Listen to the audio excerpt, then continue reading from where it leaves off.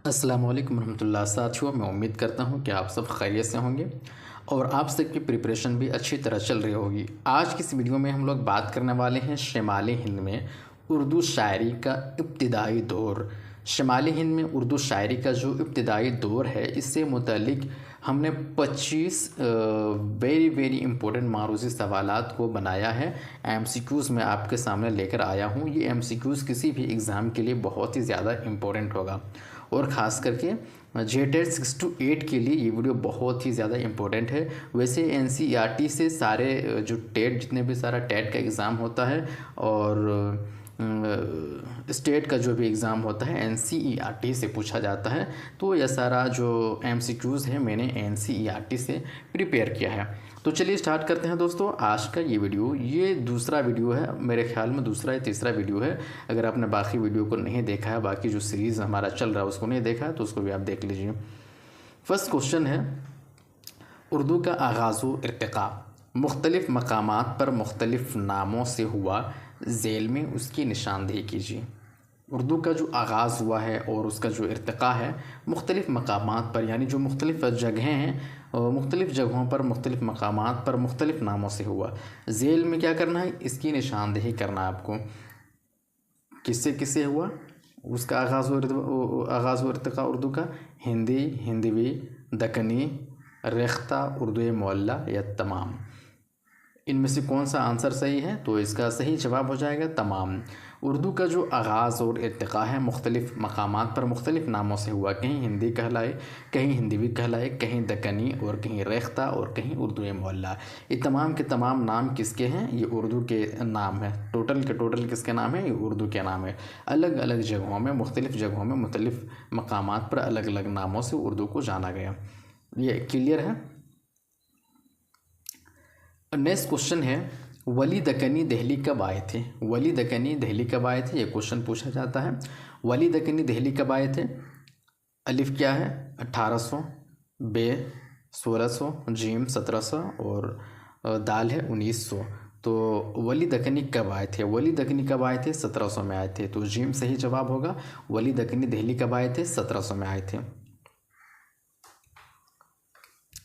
अगला सवाल है, दक्कन के अशआर ने दिल्ली वालों को, ये दक्कन के शुअरा ने, ये होगा यहाँ पे, दक्कन के अशआर ने या शुअरा ने दिल्ली वालों को ये एहसास दिलाया कि अवामी ज़बान में भी शेर कहे जा सकते हैं। दक्कन के अशआर भी हो सकते हैं। दक्कन के अशआर ने दिल्ली वालों को ये एहसास दिलाया कि अवामी ज़बान में भी शेर कहे जा सकते हैं। तो किसने एहसास दिलाया, खुसरो ने या फिर जटली ने या फिर आबरू ने या फिर वली दक्कनी ने। तो 3 नंबर का सही जवाब क्या होगा, 3 नंबर का सही जवाब जो हो जाएगा वो होगा आपका वली दक्कनी। दक्कन के अशआर ने दिल्ली वालों को क्या दिलाया, ये एहसास दिलाया कि अवामी ज़बान में भी शेर कहे जा सकते हैं। दक्कन के अशआर ने, यानी दक्कन में जो शेर पढ़े गए हैं, जो अशआर हैं दक्कन के, उसने दिल्ली वालों को ये एहसास दिलाया कि अवामी ज़बान में भी शेर कहे जा सकते हैं। ये एहसास किसने दिलाया था, वली दक्कनी ने। नेक्स्ट क्वेश्चन है, खुसरो का नाम क्या था। खुसरो का नाम क्या था। अलिफ सिराज, बे अबुल हसन, जीम वली मोहम्मद या दाल महमूद। तो खुसरो का नाम क्या था, खुसरो का नाम क्या था, सही जवाब क्या होना चाहिए, सही जवाब खुसरो का असल नाम था अबुल हसन। खुसरो का नाम क्या था, खुसरो का नाम अबुल हसन था। खुसरो का नाम क्या था, अबुल हसन था। नेक्स्ट क्वेश्चन है, खुसरो को अमीर का खिताब किसने दिया था। खुसरो को अमीर का जो खिताब दिया है वो किसने दिया था। खुसरो को अमीर का खिताब किसने दिया था। अलिफ है जलालुद्दीन खिलजी, बे है आदिल शाह सानी और जीम है इब्राहिम आदिल शाह सानी और दाल है अब्दुल्ला कुतुब शाह। तो 5 नंबर का सही जवाब क्या होना चाहिए, 5 नंबर का सही जवाब जो होगा वो क्या होगा, अलिफ होगा जलालुद्दीन खिलजी। दोस्तों, अगर ये वीडियो की सीरीज़ आप पूरी सीरीज़ को देख लेते हैं तो किसी भी एग्ज़ाम, जो उर्दू का एग्ज़ाम आप जो दे रहे हैं, कोई भी एग्ज़ाम हो, वो एग्ज़ाम आपके लिए बहुत ही ज़्यादा ईजी हो जाएगा। इसलिए कि बहुत सारे क्वेश्चन एनसीईआरटी से पूछा जाता है। मैक्सिमम क्वेश्चन 95 क्वेश्चन हर स्टेट में एनसीईआरटी से क्वेश्चन पूछा जाता है। तो ये वीडियो आपको आपको बहुत ही ज़्यादा हेल्पफुल होने वाला है। और एमसीक्यूज़ जो हैं बिल्कुल बहुत ही बेहतरीन एमसीक्यूज़ जो क्वेश्चन आते हैं उसी तरह से प्रिपेयर किया गया है। अगला सवाल है, खुसरो के वालिद का नाम क्या था? खुसरो के वालिद का नाम क्या था? अब्दुल्ला था, या फिर असदुल्ला, या फिर जीम अमीर सैफुद्दीन, या फिर क्या है शेख मजहरुद्दीन। तो 6 नंबर का सही जवाब क्या हो जाएगा? जीम अमीर सैफुद्दीन। खुसरो के वालिद का नाम क्या था? अमीर सैफुद्दीन था। खुसरो के वालिद का नाम क्या था? अमीर सैफुद्दीन। सही जवाब है जीम। नेक्स्ट क्वेश्चन है, झेल में कौन फ़न मौसीकी में माहिर थे? क्वेश्चन देखकर आपको अंदाज़ा लग गया होगा कि किस लेवल का क्वेश्चन है। झेल में कौन फ़न मौसीकी में माहिर थे? खुसरो थे, या जटली, आबरू, या फिर अफजल नारनोलवी। तो झेल में कौन फ़न मौसीकी में माहिर थे? 7 नंबर का जवाब सही हो जाएगा खुसरो। खुसरो क्या थे? फ़न मौसीकी में क्या थे? माहिर थे। झेल में फ़न मौसीकी में माहिर कौन थे? खुसरो फ़न मौसीकी में क्या थे? ये माहिर थे। ये जनाब क्या थे? ये फ़न मौसीकी में माहिर थे। अगला क्वेश्चन है, गुर्रतुल कमाल किसकी तसनीफ़ है? गुर्रतुल कमाल किसकी तसनीफ़ है? अलिफ मज़मून की, या फिर बेश शाकिर नाजी की, या फिर फ़ाइज़ दहलवी की, या फिर खुसरो की। तो 8 नंबर का सही जवाब क्या होगा? गुर्रतुल कमाल किसकी तसनीफ़ है? या खुसरो की तसनीफ़ है। गुर्रतुल कमाल किसकी तसनीफ़ है? या खुसरो की तसनीफ़ है। अगला सवाल है, झेल में विकेट कहानी किसने लिखी? विकेट कहानी किसने लिखी है झेल में? जटली, आबरू, या फिर मज़मून, या फिर अफजल नारनोलवी। तो सही जवाब इसका क्या है? सही जवाब ये होगा अफजल नारनोलवी। अगला सवाल है, जटली का असल नाम क्या था? जटली का असल नाम क्या था? मिर्ज़ा मोहम्मद जाफ़र, या फिर मीर हसन, या फिर मीर कासिम, या फिर खुसरो। तो 10 नंबर का सही जवाब क्या होगा? 10 नंबर का सही जवाब हो जाएगा अलिफ, मिर्ज़ा मोहम्मद जाफ़र। मिर्ज़ा मोहम्मद जाफ़र क्या है? किसका नाम? जटली का नाम मिर्ज़ा मोहम्मद जाफ़र है। इतना समझ में आ गया होगा। नेक्स्ट क्वेश्चन है, क्वेश्चन नंबर 11 है, जाफ़र जटली को किसने कत्ल करा दिया था? ये भी बहुत ही इंपॉर्टेंट क्वेश्चन है, ये पूछा जाता है। ये नेट लेवल के जो क्वेश्चन आते हैं उसमें भी इस तरह का क्वेश्चन पूछा जाता है। जाफ़र जटली को किसने कत्ल करा दिया था? फ़र्रुख़, ग़ियासुद्दीन तुगलक, इब्राहिम आदिल शाह, या फिर आदिल शाह सानी। किसने कत्ल करा दिया था? तो अलिफ सही जवाब होगा फ़र्रुख़ ने। नेक्स्ट क्वेश्चन है, हाजिर जवाबी, तेज़ मिजाज और एहतजाजी शायरी किस शायर की खसूसियत है? किसकी है? मीर तक़ी मीर की, या फिर हाली की, या फिर जटली की, या फिर आबरू की। झेल में हाजिर जवाबी और तेज़ मिजाज एहतजाजी शायरी की खसूसियत किसकी है? तो ये किसकी है? 12 का जवाब क्या हो जाएगा? जटली। ये खसूसियत किसकी है? जटली ही की खसूसियत है, जिसको फ़र्रुख़ ने कत्ल करा दिया था हिजविया शेर उनके ख़िलाफ़ कहने की वजह से। अगला सवाल है, शिमाली हिंद में उर्दू शायरी का पहला दौर किस अहद से ताल्लुक़ रखता है? ये भी बहुत ही इंपॉर्टेंट क्वेश्चन है। शिमाली हिंद में उर्दू शायरी का पहला दौर किस अहद से ताल्लुक़ रखता है? क्वेश्चन क्या? शिमाली हिंद में उर्दू शायरी का जो पहला दौर है उसका ताल्लुक़ किस अहद से है? किस अहद से है? मोहम्मद शाही दौर से, या फिर महमूद शाही, या फिर कुतुब शाही, या फिर आदिल शाही। 13 नंबर का सही जवाब क्या हो जाएगा? मोहम्मद शाही दौर से। 13 नंबर का सही जवाब मोहम्मद शाही दौर से। उसका ताल्लुक़ किससे है? मोहम्मद शाही दौर से।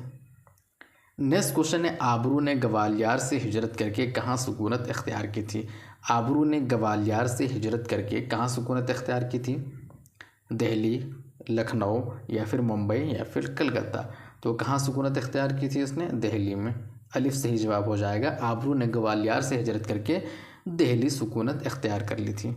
नेक्स्ट क्वेश्चन है, आराइश माशूक़ के नाम से एक मुख्तसर मसनवी किसने लिखी? जटली ने, अफजल नारनोलवी ने, या फिर बहरी ने, या फिर आबरू ने। तो झेल में से ये किताब किसने लिखी है? ये मसनवी किसने लिखी है? जटली, या फिर अफजल, या फिर बहरी, या फिर आबरू। तो 15 नंबर का सही जवाब क्या हो जाएगा? ये किसने लिखी है? आबरू ने लिखी है। सही जवाब क्या है? आबरू। आराइश माशूक़ किसने लिखी है? आबरू ने लिखी है।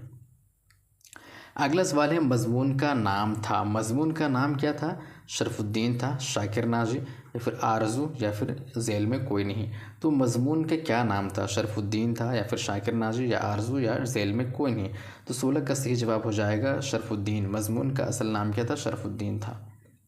नेक्स्ट क्वेश्चन है दोस्तों, मजमून का ताल्लुक किसके ख़ानदान से था? किसके ख़ानदान से? निज़ामुद्दीन औलिया, अकबर, शाहजहां या बाबा फरीदगंज शकर? तो किसके ख़ानदान से था? 17 का सही जवाब हो जाएगा दाल, बाबा फरीदगंज शकर के ख़ानदान से किसका ताल्लुक था? मजमून का ताल्लुक था। अगला सवाल है, झेल में किस शायर को शायर बेदाना कहा जाता है? ये भी क्वेश्चन बार बार पूछा जाता है, तो ये भी बहुत ही इंपॉर्टेंट है। झेल में किस शायर को शायर बेदाना कहा जाता है? मजमून को या आबरू को या फाइज़ दहलवी की या फिर आरजू को? 18 का सही जवाब क्या हो जाएगा? अलिफ। या मजमून ही को क्या बोला जाता है? शायर बेदाना बोला जाता है। झेल में किस शायर को शायर बेदाना कहा जाता है? मजमून को। नेक्स्ट क्वेश्चन है, फ़ाइज़ दहलवी का असल नाम क्या था? फ़ाइज़ दहलवी का असल नाम क्या था? सिराजुद्दीन अली, शरफुद्दीन या फिर मोहम्मद शाकिर या फिर नवाब सदरुद्दीन मोहम्मद? तो सही जवाब क्या है? नवाब सदरुद्दीन मोहम्मद खां, यही सही जवाब है। नेक्स्ट क्वेश्चन है, किस शायर ने अपने कलाम में दहली का बार बार जिक्र किया है? कौन से ऐसे शायर हैं जिसने अपने कलाम में दहली का बार बार जिक्र किया है? मजमून है, शाकिर नाजी है, फ़ाइज़ दहलवी है या फिर अंजाम है? तो 20 का सही जवाब हो जाएगा फ़ाइज़ दहलवी। दहलवी ने क्या है? फ़ाइज़ दहलवी ने क्या किया है? अपने कलाम में दहली का बार बार जिक्र किया है। अगला सवाल है, इस्लाह ज़बान की तहरीक को और किस तहरीक के नाम से जाना जाता है? सादा गोई तहरीक, ताज़ा गोई तहरीक, अलिफ और बे दोनों या फिर इस्लाह गोई तहरीक? तो सही जवाब इसका होगा सादा गोई और ताज़ा गोई तहरीक दोनों, तो अलिफ और बे दोनों, जीम सही जवाब होगा। अगला सवाल है, सादा गोई या ताज़ा गोई तहरीक की शुरुआत किसने की थी? ये भी बहुत ही अहम सवाल है। फ़गा ने, हातिम ने या फिर हाली ने या मिर्ज़ा मज़हर जाने जाना ने? तो सही जवाब इसका है दाल, मिर्ज़ा मज़हर जाने जाना ने। नेक्स्ट क्वेश्चन है, हातिम का असल नाम क्या था? हातिम का असल जो नाम है वो क्या था? ज़हूरुद्दीन था या फिर सैफुद्दीन था या सिराजुद्दीन या फिर अशरफ अली? तो सही जवाब इसका क्या है? ज़हूरुद्दीन था। ज़हूरुद्दीन क्या था? हातिम का असल नाम था।